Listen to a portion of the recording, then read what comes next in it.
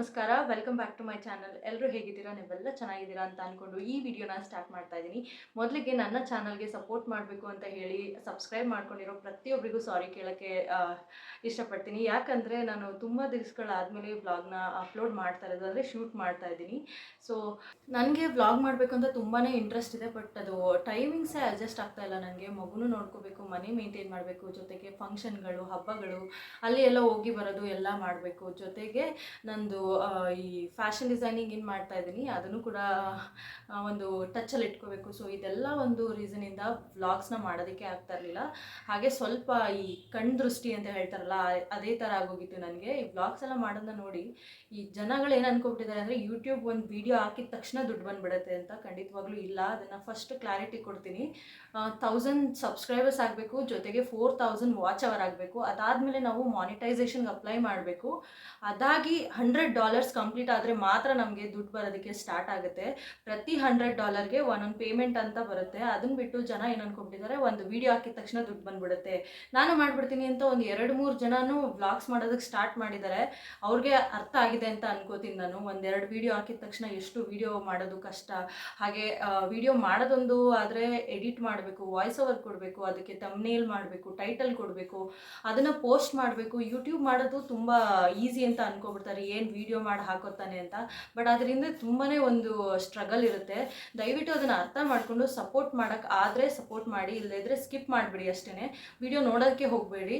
ಅದನ್ನು ಬಿಟ್ಟು ಕಮೆಂಟ್ ಮಾಡ್ತಾರೆ, ಏನು ವಿಡಿಯೋ ಮಾಡ್ಕೊಂಡಿರ್ತಾಳೆ, ಅವಳಿಗೇನು ಮಗು ನೋಡ್ಕೊಳಲ್ಲ ಅದು ಇದು ಅಂತ. ನಾನು ಮಗುನೂ ನೋಡ್ಕೊಳೋದು ನನಗೆ ಗೊತ್ತು. ಮಗುನ ನಾನು ಹೇಗೆ ನೋಡ್ಕೋತಾ ಇದ್ದೀನಿ ಅಂತ ನಮ್ಮ ಮನೇಲಿ ಅಥವಾ ನಮ್ಮ ರಿಲೇಟಿವ್ಸ್ಗೆ ಆಗಿರ್ಬೋದು, ನಮ್ಮ ಸುತ್ತಮುತ್ತ ಇರೋರಿಗೆ ತುಂಬ ಚೆನ್ನಾಗಿ ಗೊತ್ತಿದೆ. ಅದ್ರ ಜೊತೆಗೆ ನಾನು ವ್ಲಾಗ್ಸ್ ಮಾಡ್ತಾ ಇರೋದು ಒಂದು ಇಷ್ಟಪಟ್ಟು ಮಾಡ್ತಾ ಇದ್ದೀನಿ ಅಷ್ಟೇ. ಇದನ್ನು ನಾನು ಅವ್ರು ಮಾಡ್ತಾ ಇದ್ದಾರೆ, ಇವ್ರು ಮಾಡ್ತಾ ಇದ್ದಾರೆ, ನನಗೂ ದುಡ್ಡು ಬಂದುಬಿಡುತ್ತೆ ಆ ಒಂದು ಕಾನ್ಸೆಪ್ಟಲ್ಲಿ ಮಾಡ್ತಾ ಇಲ್ಲ ನಾನು. ನನಗೆ ಒಂದು ಫ್ರೆಂಡ್ ಸರ್ಕಲ್ ಇಲ್ಲದೇ ಇರೋ ಕಾರಣ ನಾನು ಇಂಟ್ರೋವರ್ಟ್ ಥರ ನಾನು ಯಾರ ಹತ್ರ ಜಾಸ್ತಿ ಮಾತಾಡೋಕ್ಕೆ ಹೋಗಲ್ಲ. ಅಕ್ಕಪಕ್ಕದ ಮನೆಯವ್ರ ಹತ್ರನೂ ಅಷ್ಟಾಗಿ ಏನು ಮಾತಾಡಲ್ಲ ನಾನು. ನನ್ನ ಪಾಡಿಗೆ ನಾನಾಯಿತು, ನನ್ನ ಫ್ಯಾಮಿಲಿ ಆಯಿತು, ನನ್ನ ಮಗು ಆಯಿತು, ಗಂಡ ಆಯಿತು, ಮನೆ ಆಯಿತು ಅನ್ನೋ ಥರ ಎಲ್ಲ ಆ ಥರನೇ ಇರೋದು. ಅದನ್ನು ಬಿಟ್ಟು ನಾನು ಈ ಥರ ಸ್ವಲ್ಪ ಬಿಸ್ನೆಸ್ ಮಾಡಬೇಕು ಅಂದರೆ ಸ್ವಲ್ಪ ಜನ ಬೇಕು, ಜನ ಸಂಪರ್ಕ ಬೇಕು. ಇದೆಲ್ಲ ಬೇಕಂದರೆ ನನಗೆ ಒಂದು ಒಳ್ಳೆ ಪ್ಲ್ಯಾಟ್ಫಾರ್ಮ್ ಅಂದ್ರೆ ಸೋಷಿಯಲ್ ಮೀಡಿಯಾ. ಸೊ ಸೋಷಿಯಲ್ ಮೀಡಿಯಾದಲ್ಲಿ ನನ್ನ ಒಂದು ಟ್ಯಾಲೆಂಟ್ ಅಥವಾ ನಾನು ಏನು ರುಟೀನ್ ಏನಿರುತ್ತೆ ಅದನ್ನೆಲ್ಲ ತೋರಿಸಿದ್ರೆ ಸ್ವಲ್ಪ ಜನಕ್ಕಾದರೂ, ಅಟ್ಲೀಸ್ಟ್ ಒಂದು 2-3 ಜನಕ್ಕಾದರೂ ಉಪಯೋಗ ಆಗ್ಬೋದು ಅಂತ ಒಂದು ಕಾನ್ಸೆಪ್ಟಲ್ಲಿ ನಾನು ವ್ಲಾಗ್ಸ್ನ ಮಾಡೋದು ಅಷ್ಟೇ. ನಿಮಗೆಲ್ಲ ಇಷ್ಟ ಆಗ್ತಾ ಇದೆ ವ್ಲಾಗ್ಸ್ ಅಂತ ಅಂದ್ಕೊಂಡಿದ್ದೀನಿ. ತುಂಬ ಜನ ನನಗೆ ಕೇಳ್ತಾಯಿದ್ರು, ವ್ಲಾಗ್ಸ್ ಯಾಕೆ ಆಗ್ತಾ ಇಲ್ಲ, ಹಾಕಿ ಚೆನ್ನಾಗಿ ಬರ್ತಾಯಿತ್ತು ಅಂತ. ಹಾಗೆ ಇನ್ನೂ ಕೆಲವೊಂದಷ್ಟು ಜನ ಕೇಳ್ತಾಯಿದ್ರು, ನಾನು ಈಗ ಡ್ರೆಸ್ಸಸ್ನೆಲ್ಲ ಮಾಡ್ತಾ ಇದ್ದೀನಲ್ಲ ಅದರದ್ದು ಕಟ್ಟಿಂಗು ಸ್ಟಿಚಿಂಗು ಕಂಪ್ಲೀಟಾಗಿ ವಿಡಿಯೋ ಮಾಡಿ ಹಾಕಿ, ತುಂಬ ಚೆನ್ನಾಗಿರುತ್ತೆ, ನಮಗೂ ಯೂಸ್ ಆಗುತ್ತೆ ಅಂತ. ಖಂಡಿತವಾಗ್ಲೂ ಮುಂದೆ ಬರೋ ವೀಡಿಯೋಸಲ್ಲಿ ಹಾಕೋಕ್ಕೆ ಟ್ರೈ ಮಾಡ್ತೀನಿ. ಹಾಗೆ ಈ ವಿಡಿಯೋದಲ್ಲೂ ಒಂದು ಡ್ರೆಸ್ ಕಟ್ಟಿಂಗು ಮತ್ತು ಸ್ಟಿಚಿಂಗು ತೋರಿಸ್ತಾ ಇದ್ದೀನಿ. ಅದರಲ್ಲಿ ನಾನು ಏನೇನು ಮಿಸ್ಟೇಕ್ ಮಾಡ್ತೀನಿ ಅನ್ನೋದನ್ನ ಕೂಡ ಹೇಳ್ತೀನಿ. ಯಾಕಂದರೆ ನಾನೇನು ಪರ್ಫೆಕ್ಟ್ ಅಲ್ಲ, ಇನ್ನು ಈಗ ಕಲಿತಾ ಇರೋದ್ರಿಂದ ಅದರಲ್ಲಿ ಮಿಸ್ಟೇಕ್ ಏನಾಗುತ್ತೆ, ಹಾಗೆ ಕಲಿಯುವಾಗ ನಮ್ಗೆ ಏನೇನು ಪ್ರಾಬ್ಲಮ್ಸ್ ಬರುತ್ತೆ, ಇದನ್ನೆಲ್ಲ ಕೂಡ ನಾನು ನಿಮ್ಮ ಜೊತೆ ಶೇರ್ ಮಾಡ್ಕೊಂಡು ಹೋಗ್ತೀನಿ. ಸೊ ಇನ್ನೇನು ಇಲ್ಲ, ಈ ವ್ಲಾಗ್ ಹೇಗೆ ಹೋಗುತ್ತೆ ಅಂತ ನೋಡಿ. ಅದಕ್ಕೂ ಮುಂಚೆ ಪಾಪುಗೆ ಸ್ಕೂಲ್ ಕೂಡ ಹಾಕಿದ್ವಿ. ಅಲ್ಲಿಂದ ಬಂದು ಅವಳು ಯಾವ ಥರ ರಿಯಾಕ್ಟ್ ಮಾಡಿದ್ದಾಳೆ ಸ್ಕೂಲ್ಗೆ ಹೋಗೋದ್ರ ಬಗ್ಗೆ ಅಂತ ನಾನು ನಿಮಗೊಂದು ಸಣ್ಣ ಕ್ಲಿಪ್ಪಿಂಗ್ ಹಾಕ್ತೀನಿ ನೋಡಿ. ಜೊತೆಗೆ ಅವಳಿಗೆ ಮನೇಲೇ ಸ್ವಲ್ಪ ಟ್ರೈನಿಂಗ್ ಕೊಡೋಣ ಅಂತ ಒಂದಷ್ಟು ಬುಕ್ಸ್ನ ಮೀಶೋಯಿಂದ ತರಿಸಿದ್ದೀನಿ. ಮೀಶೋದಲ್ಲಿ ಬುಕ್ಸ್ ಮಾತ್ರ ಒಳ್ಳೆ ಕ್ವಾಲಿಟಿ ಇರುತ್ತೆ. ಹಾಗೆ ಒಂದು ಬುಕ್ಸ್ ತೊಗೊಳೋದಕ್ಕೆ ಯಾವ ಆ್ಯಪ್ ಆದ್ರೇನು ಏನಾದ್ರೇನು, ನಮಗೆ ಸೆಕೆಂಡ್ ಹ್ಯಾಂಡ್ ಬುಕ್ ಬೇಡ, ನನಗೆ ಒಂದು ಒಳ್ಳೆ ಕ್ವಾಲಿಟಿಯಲ್ಲಿರುವಂಥ ಬುಕ್ ಆದರೆ ಯಾವ ಆ್ಯಪ್ ಆದ್ರೇನು ಅಂದ್ಬಿಟ್ಟು ನಾನು ಮೀಶೋದಲ್ಲಿ ತರಿಸ್ಕೊಂಡಿದ್ದೀನಿ. ಚೆನ್ನಾಗಿದ್ದಾವೆ. ಸೊ ಅದನ್ನು ನಾನು ನಿಮಗೆ ಅನ್ಬಾಕ್ಸ್ ಮಾಡಿ ತೋರಿಸ್ತೀನಿ. ಮನೆಯೇ ಮೊದಲ ಪಾಠಶಾಲೆ ಅಂತ ಹೇಳ್ತಾರಲ್ಲ, ಅದೇ ರೀತಿಯೇ ಮನೇಲಿ ಫಸ್ಟು ಮಕ್ಕಳಿಗೆ ನಾವು ಟ್ರೈನಿಂಗ್ ಕೊಡೋದಾಗಿರ್ಬೋದು, ಅವ್ರಿಗೆ ಡಿಸಿಪ್ಲಿನ್ ಕಲಿಸೋದಾಗಿದ್ದರೂ ಮಾಡಬೇಕು. ಇನ್ನೇನು ಜೂನಿಂದ ಅವಳಿಗೆ ಸ್ಕೂಲ್ ಕೂಡ ಜಾಯಿನ್ ಮಾಡಿದ್ದೀವಿ, ಸ್ಕೂಲ್ಗೆ ಅಡ್ಮಿಷನ್ ಕೂಡ ಮಾಡ್ಕೊಂಡು ಬಂದಿದ್ದೀವಿ. ಸಮರ್ ಕ್ಯಾಂಪ್ ಸ್ಟಾರ್ಟ್ ಆಗುತ್ತೆ ನೆಕ್ಸ್ಟ್ ವೀಕಿಂದ. ಸಮರ್ ಕ್ಯಾಂಪ್ಗೆ ಹೋಗೋದ್ರ ಬಗ್ಗೆ ಅದರ ಬಗ್ಗೆ ಎಲ್ಲ ಡೀಟೇಲ್ಸ್ನು ಕೊಡ್ತೀನಿ ನಾನು. ಸದ್ಯಕ್ಕೆ ಇವಾಗ ಮೀಶೋಯಿಂದ ಬಂದಿರೋವಂಥ ಪಾರ್ಸಲ್ನ ಅಂದರೆ ಬುಕ್ಸ್ನ ನಾನು ಅನ್ಬಾಕ್ಸ್ ಮಾಡಿ ತೋರಿಸ್ತೀನಿ, ಒಂದು ನಿಮಿಷದಲ್ಲಿ.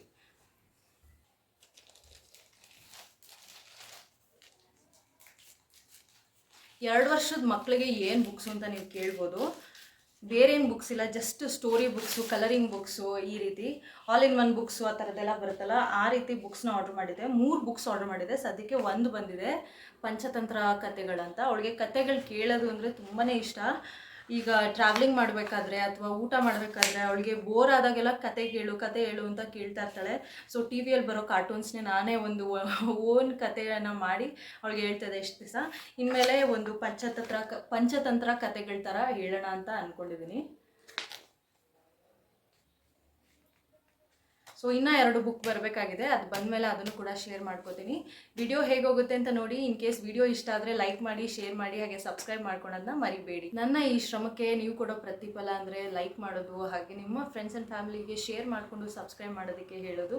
ಈ ಸಬ್ಸ್ಕ್ರೈಬ್ ಮಾಡೋದ್ರಿಂದ ನಿಮಗೆ ಏನು ಲಾಸ್ ಆಗೋದಿಲ್ಲ, ಹಾಗೆ ನನಗೆ ಏನು ಗೇನ್ ಆಗೋದಿಲ್ಲ, ಅಂದರೆ ಪ್ರಾಫಿಟ್ ಏನು ಬರೋದಿಲ್ಲ. ನನಗೆ ಸಬ್ಸ್ಕ್ರಿಪ್ಷನ್ ಮಾಡಿದ್ರೆ ನನಗೆ ಈ ಒಂದು ವೀಡಿಯೋಸ್ ಮಾಡೋದಕ್ಕೆ ಮೋಟಿವೇಶನ್ ಆಗುತ್ತೆ ಅಷ್ಟೇ. ಸೊ ಪ್ಲೀಸ್ ಸಬ್ಸ್ಕ್ರೈಬ್ ಮಾಡ್ಕೊಳ್ಳಿ ಅಂತ ಹೇಳ್ತಾ ವ್ಲಾಗ್ ಹೇಗೋಗುತ್ತೆ ಅಂತ ನೋಡ್ಕೊಂಡು ನಿನ್ನೆ ನೈಟು ನಾನು first time short kurta practice ಮಾಡ್ತಾಯಿದ್ದೆ. ಅಂದರೆ ನನಗೆ ಸ್ಲೀವ್ಸ್ ಎಲ್ಲ ಏನೂ ಮಾಡೋಕ್ಕೆ ಬರೋಲ್ಲ ಅಂದ್ಬಿಟ್ಟು ಶಾರ್ಟ್ ಕುರ್ತಾ ಪ್ರಾಕ್ಟೀಸ್ ಮಾಡಿರಲಿಲ್ಲ. ಸೊ ಟ್ರೈ ಮಾಡೋಣ ಅಂತ ಮಾಡ್ತಾಯಿದ್ದೆ. ಆ ಒಂದು ಇಂಟ್ರೆಸ್ಟಲ್ಲಿ ನನಗೆ ಟೈಮ್ ಹೋಗಿದ್ದೆ ಗೊತ್ತಾಗಿಲ್ಲ. ನೈಟ್ ಮಲ್ಕೊಳೋ ಅಷ್ಟರಲ್ಲಿ 12 ಆಗೋಗಿತ್ತು. ಬೇಗ ಎದ್ದೇಳೋಕ್ಕೂ ಕೂಡ ಆಗಲಿಲ್ಲ. 7 o'clock ಎದ್ದು ಬೇಗ ಕೆಲಸ ಆಗಬೇಕು ಅಂದ್ಬಿಟ್ಟು ಸಿಂಪಲಾಗಿ ಒಂದು ರಂಗೋಲಿ ಹಾಕ್ಕೊಂಡು ಬ್ರೇಕ್ಫಾಸ್ಟ್ಗೆ ಟೊಮೆಟೊ ಬಾತ್ನ ಮಾಡ್ಕೊಂಡಿದ್ದೆ. ತುಂಬ ಟೇಸ್ಟಾಗಿ ಬಂದಿತ್ತು. ಈ ಆಲ್ರೆಡಿ ರೆಸಿಪಿ ನಾನು ಶೇರ್ ಮಾಡಿರೋದ್ರಿಂದ ಈಗೇನು ತೋರಿಸ್ತಾ ಇಲ್ಲ ನಾನು. ಸಖತ್ ಟೇಸ್ಟಿಯಾಗಿತ್ತು. ಜೊತೆಗೆ ಸ್ವಲ್ಪ ಕ್ಯಾರೆಟು ಮತ್ತು ಸೌತೆಕಾಯಿನ ಕೂಡ ಆ್ಯಡ್ ಮಾಡಿಕೊಂಡು ತಿಂದಿದ್ದು ಆಯಿತು. ಬ್ರೇಕ್ಫಾಸ್ಟ್ ಎಲ್ಲ ಮಾಡೋ ಅಷ್ಟರಲ್ಲಿ ನನ್ನ ಹಸ್ಬೆಂಡು ಪೂಜೆ ಕೂಡ ಮುಗಿಸ್ಕೊಂಡಿದ್ರು. ಅದಾದಮೇಲೆ ನಾನು ಒಂದು ಸ್ವಲ್ಪ ರೆಗ್ಯುಲರಾಗಿ ಟೀ ಕುಡಿತೀನಲ್ಲ, ಸೊ ಅದೇ ರೀತಿ ಟೀನೂ ಕೂಡ ಕುಡಿದು ಪಾಪುನ ಆಟ ಆಡಿಸ್ತಾ ಇದ್ದೆ. ಇನ್ನೇನು ಅವಳಿಗೆ ಟೈಮ್ ಕೂಡ ಆಗಿತ್ತು, 11 o'clock ಆಗಿತ್ತು. ಅವಳನ್ನ ಮಲಗ್ಸೋಕ್ಕೆ ಅಂದ್ಬಿಟ್ಟು ಒಂದು ಸ್ವಿಂಗ್ ತಂದಿದ್ದೀವಿ. ಅಂದರೆ ಅವಳನ್ನ ಮಲಗ್ಸೋಕ್ಕೆ ಅಂತಲ್ಲ, ಅವಳು ಹಿಂಸೆ ಕೊಟ್ಟು ನಮಗೆ ಒಂದು ಸ್ವಿಂಗ್ನ ತರಿಸ್ಕೊಂಡಿದ್ದಾಳೆ. ಅಂದರೆ ಜೋಕಾಲಿ ತರಿಸ್ಕೊಂಡಿದ್ದಾರೆ. ಅದನ್ನೇ ಆಟ ಆಡಿಕೊಂಡು ಅದರಲ್ಲೇ ಮಲ್ಕೊಂಡಿದ್ಲು. ಇನ್ನು ಅವಳು ಅದರಲ್ಲೇ ಮಲ್ಕೊಬಿಟ್ಟಿದ್ಲು. ಇನ್ನು ಅವಳನ್ನ ಮಲಗಿಸಿ ನಾನು ನೆಕ್ಸ್ಟ್ ನನಗೆ ಏನೇನು ಕೆಲಸ ಇರುತ್ತೆ ಅದನ್ನು ಮಾಡ್ಕೋಬೇಕಾಗತ್ತೆ. ಇನ್ನು ಅವಳ ಎದ್ದೇಳೋ ಅಷ್ಟರಲ್ಲಿ, ಅಂದರೆ ಮಧ್ಯಾಹ್ನ ಎದ್ದೇಳೋ ಅಷ್ಟರಲ್ಲಿ ಅಡುಗೆ ಕೂಡ ಮುಗಿಸ್ಕೋಬೇಕಾಗತ್ತೆ. ಮತ್ತು ನನ್ನ ಸ್ಟಿಚ್ಚಿಂಗ್ ಏನಾದ್ರು ಕೆಲಸ ಇದ್ದರೆ ಅದನ್ನು ಮಾಡ್ಕೋತೀನಿ. ಅದು ಬಿಟ್ಟು ಮನೆ ಕೆಲಸ ಏನಾದರೂ ಸ್ವಲ್ಪ ಬಾಕಿ ಉಳಿದಿದ್ರೆ ಇನ್ನು ಅದನ್ನೆಲ್ಲ ಮುಗಿಸ್ಕೊಂಡ್ಬಿಡ್ತೀನಿ. ನಿನ್ನೆ ಒಂದು ಅಡ್ಮಿಷನ್ ಎಲ್ಲ ಮುಗಿಸ್ಕೊಂಡು ಬಂದ ಮೇಲೆ ಪಾಪು ಈ ರೀತಿ ರಿಯಾಕ್ಟ್ ಮಾಡ್ತಾ ಇದ್ಲು. ಸ್ಕೂಲ್ಗೆ ಹೋಗ್ಬೇಕಾ? ಸ್ಕೂಲಲ್ಲಿ ಇರ್ತೀಯ ನೀನು? ಮನೆಗೆ ಬರಲ್ವ ಹಂಗಿದ್ರೆ? ಸ್ಕೂಲಲ್ಲೇ ಹೋಗ್ಬೇಕಾ? ಸ್ಕೂಲ್ಗೆ ಹೋಗ್ಬೇಕಾ ನೀನು? ಆಯಿತು, ನೆಕ್ಸ್ಟ್ ವೀಕ್ ಹೋಗುವಂತೆ, ಓಕೆನಾ? ನೆಕ್ಸ್ಟ್ ವೀಕ್ ಹೋಗ್ತೀಯಾ ಸ್ಕೂಲು?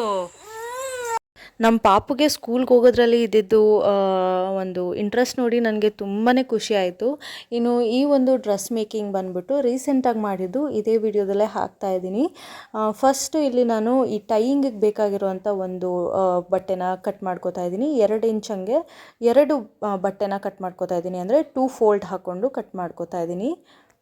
ಅದಾದಮೇಲೆ ಬಾಡಿಗೆ ಬೇಕಾಗಿರೋ ಬಟ್ಟೆನ ಸಪ್ರೇಟು ಮತ್ತು ಫ್ರಾಕಿಗೆ ಬೇಕಾಗಿರೋವಂಥ ಬಟ್ಟೆನ ಸಪ್ರೇಟ್ ಮಾಡಿಕೊಂಡು ಇಲ್ಲಿ ಕಟ್ ಮಾಡ್ಕೋತಾ ಇದ್ದೀನಿ.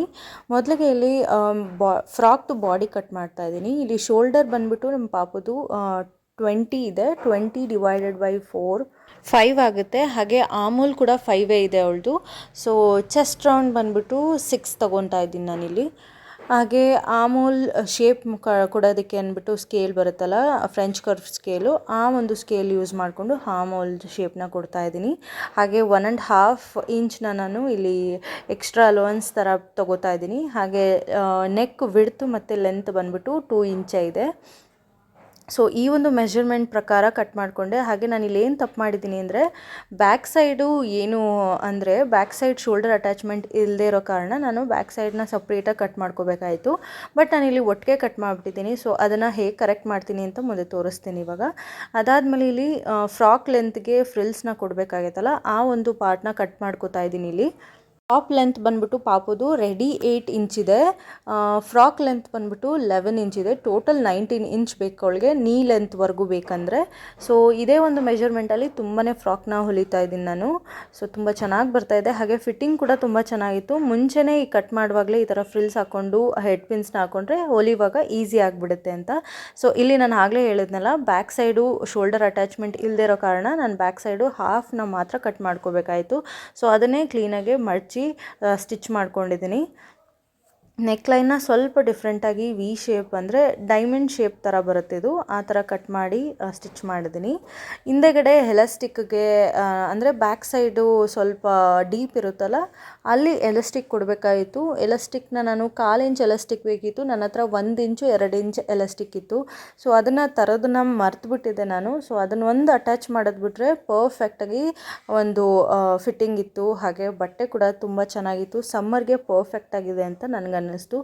ವಿಡಿಯೋ ಏನಾದರೂ ಇಷ್ಟ ಆಗಿದ್ದರೆ ಲೈಕ್ ಮಾಡಿ, ಶೇರ್ ಮಾಡಿ, ಹಾಗೆ ಸಬ್ಸ್ಕ್ರೈಬ್ ಮಾಡ್ಕೊಳೋದನ್ನ ಮರಿಬೇಡಿ. ಪೂರ್ತಿ ವಿಡಿಯೋ ನೋಡಿದ್ದಕ್ಕಾಗಿ ತುಂಬಾ ಥ್ಯಾಂಕ್ ಯು ಅಂತ ಹೇಳ್ತಾ ಮುಂದಿನ ವಿಡಿಯೋ ಜೊತೆ ಸಿಗ್ತೀನಿ. ಬಾಯ್ ಬಾಯ್.